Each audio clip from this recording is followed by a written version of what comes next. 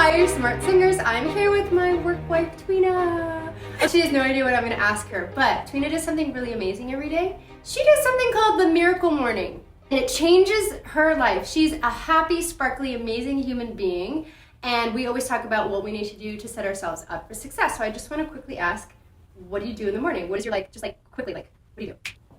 I wake with gratitude. Tell them. With a big smile on my face, and I actually say out loud, thank you, and then thank the universe, I thank God, I thank something bigger than myself for all that I have. What else? And then I stretch, and I meditate, and I listen to affirmations on YouTube. That's amazing. And that's her morning. So my question is, what does your morning look like? We want to know what your morning looks like, because if you set yourself up for success in the morning, you're going to have a better day.